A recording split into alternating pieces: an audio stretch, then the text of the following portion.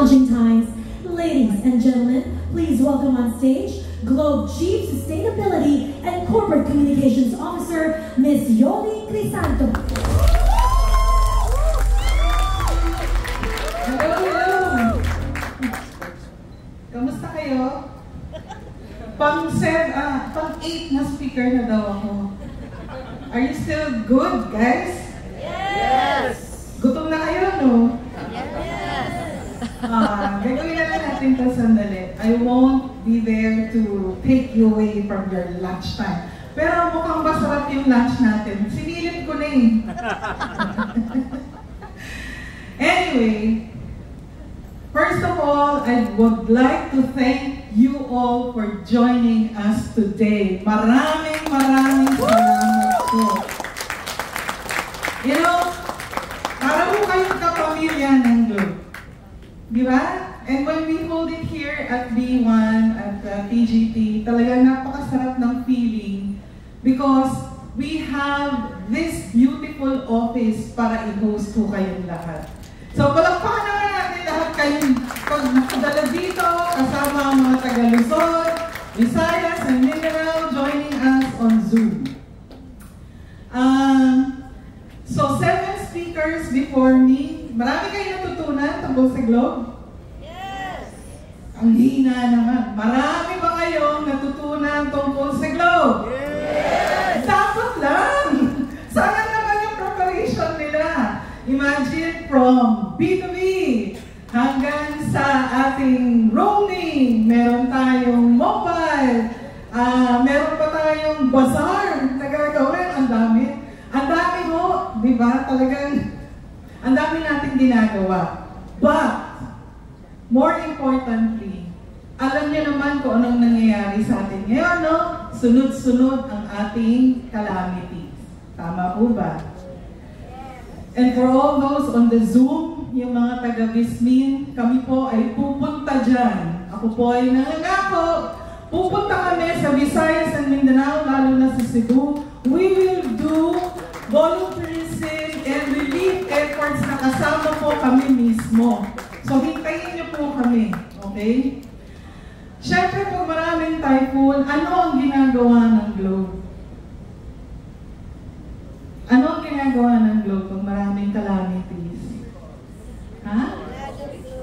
Restoration, di ba? Tsaka free calls, libreng tawag. Yes, libreng tawag.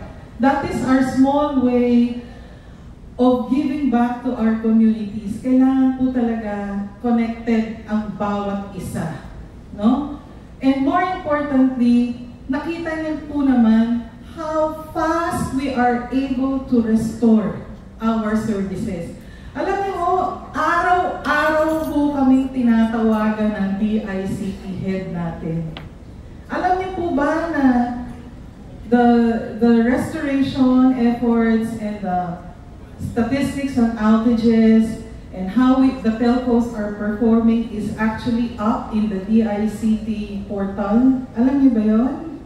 So you can actually take a look how fast the industry is responding. No? And for us, yan po ay isang napakalaking bagay kasi ang aming pong network teams halos hindi na ako natutulog para makapagbigay lang ng connectivity sa lahat-lahat na naapektuhan ng bagyo. Not just the typhoons, but also earthquake. No? So, kung pwede po sana, palakpakan naman po natin ang ating networking board. Thank you. We really appreciate you guys.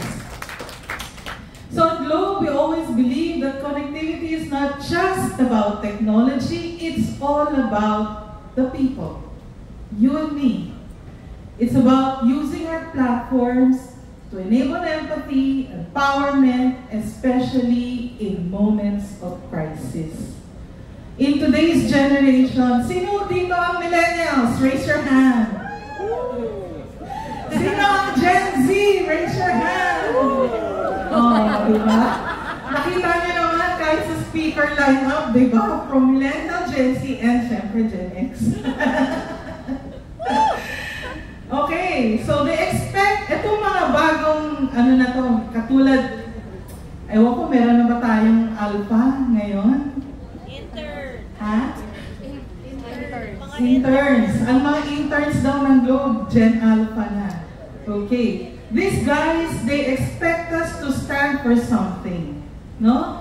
And take part in nation building to make a difference where it truly counts. And Globe of Good is our response to that call. So, ano mo ba ang ginagawa ng Globe? Number one, kinakailangan collective.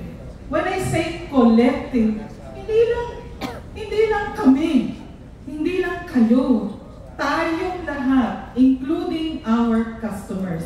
And that is why we use our Globe Rewards, diba, to donate points para even our customers can participate and support in helping rebuild our nation. Palakpakan po natin lahat ng Globe customers. At kayo po na nagpapa-expire lang ng Globe Rewards, pwede, gamitin naman natin. Kasi pwede naman natin siyang i-donate. Right? Sayang naman po. Diba? Marami pong nangangailangan. So aside from Globe Rewards, meron pa tayong isang platform which you call the Globe One app. Ayan. Everybody, lahat ba kayo naka-download na ng Globe One app? Mamaya mag-check ako. Walang giveaway pag walang Globe One app. So through the Globe One app, we have GoGive. Nagagamit nyo ba yun? Ang GoGive kasi pang Gen Z yata eh. GoGive, Globe Rewards, and syempre yung ating gigantic goals. Gigantic goals. Medyo tongue twister. Gigantic goals. Ulitin ko. Yeah? Where we've created a sustained digital funding stream for disaster relief, recovery, and most important of all, resilience.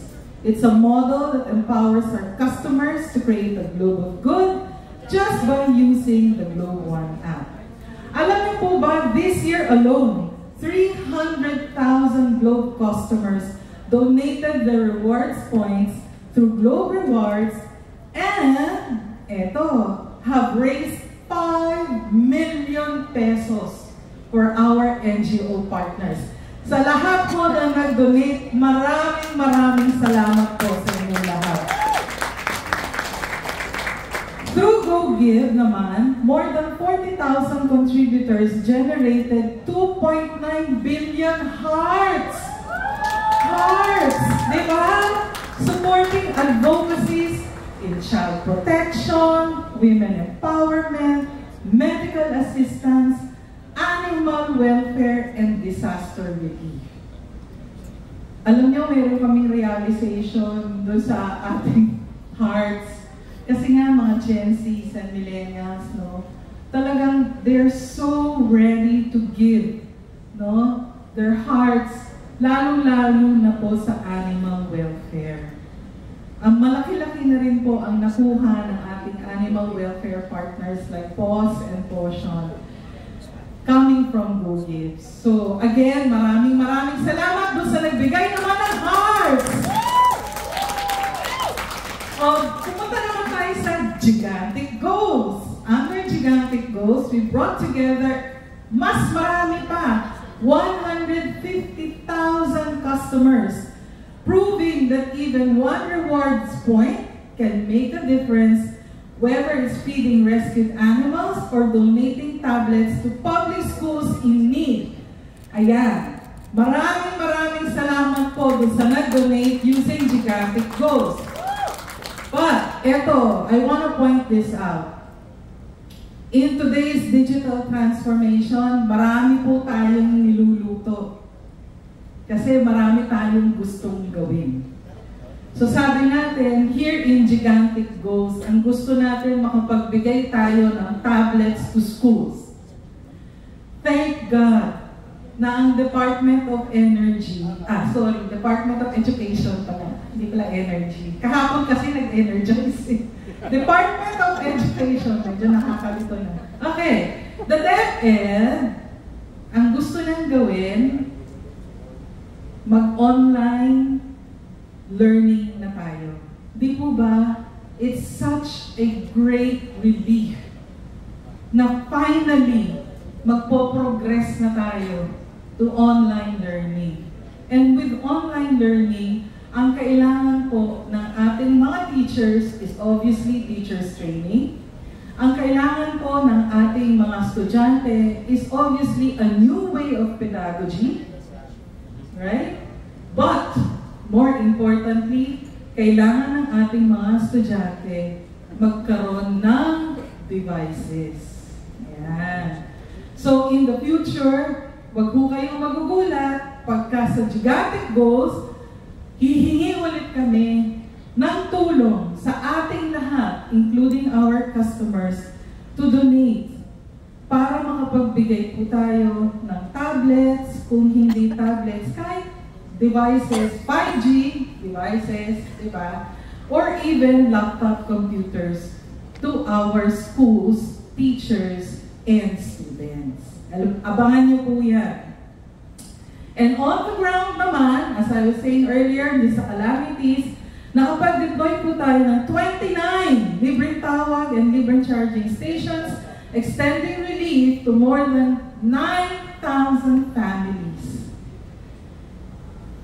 Pero guys, the need is far greater than what us, Globe, one company, can do. No? Sabi ko nga, kailangan it's all of us together. So today, we are inviting every Globe customer to take part in this collective act of bayanihan. Open your Globe One app, donate your rewards points to our partner NGOs. If you are a prepaid customer, participate in GoGive and sign up for free to automatically send hearts to your chosen causes every time you use your mobile data. Ladies and gentlemen, the spirit of Christmas is not just about celebration. It's also about compassion. Christmas stands for joy. Joy, love, and hope. And it is hope that endures. It is hope that rebuilds. In honor of our Globe of Good Community Alliance NGO partners as our heroes on the ground, we appreciate them for they are the hands and hearts who transform donations into action. No matter how small, every act of kindness is important because it ripples across communities and light the way forward. So, guys, malapit na kayong kumain. This holiday season, may every connection we make become a connection that heals. Together, let's rebuild lives, restore dreams, and remind the world that being a Globe customer means being a force of good. Globe enables, and Globe is the enabler of your digital social good. Maraming salamat po. And may you continue to create a global good for all. Thank you.